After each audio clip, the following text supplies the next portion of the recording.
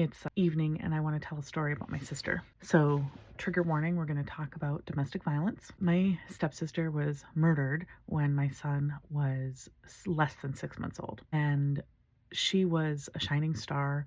She was a special ed teacher. She had just accepted exclusive coaching opportunity for girls volleyball. He was also a teacher at the same school, and they had been dating for a little while. And he, like many of the boys that she was with, I had red flags about. She was my stepsister. She was 3 months younger than me. We were both 29 when she passed, and the busyness of life always made it hard for us to connect in deep and meaningful ways because she was always playing hard, working hard, living really hard. And I was trying to find my way and stuck in my own busyness of life. I don't like to play the coulda, shoulda, woulda game with regard to how I could have had a deeper relationship with my sister. She showed up to family events when she could, she came and visited me when I had a problem. Like, we did what we could with the information we had at the time when we had it. But what I do like to do is take this lesson and look forward. So, by being murdered by a recently made ex-boyfriend, it falls squarely in the class of domestic violence.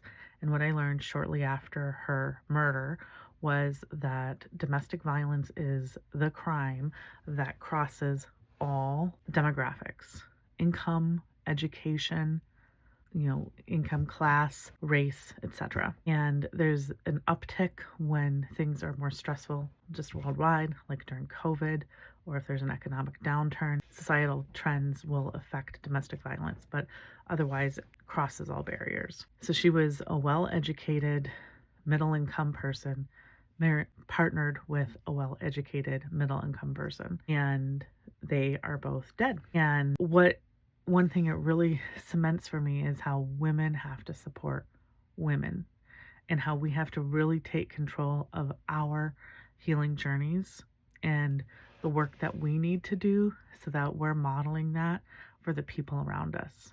And so for me, I have a son, and so it's me working on my healing journey to model that for my son. So hopefully he has a better chance of being emotionally mature and in control and being able to delineate that when he becomes an adult. And we do the best we can, right? And that means to me too, making sure to have tight relationships with my girlfriends around me so that we can lean on each other if we're in crisis, and knowing that we can lean on each other in crisis. There's so many things happening right now where children are scared. Maybe their parents were born in other countries, and friends are scared because they were born in other countries. And there's an uptick of stress happening right now. And there's an uptick of fear, and there's an uptick of a lot of uncertainty. And all of those things put risk and stress on our life. I wish it wasn't that way. I wish we lived in a world where we recognize the harms of stress and how it creates disease in our bodies and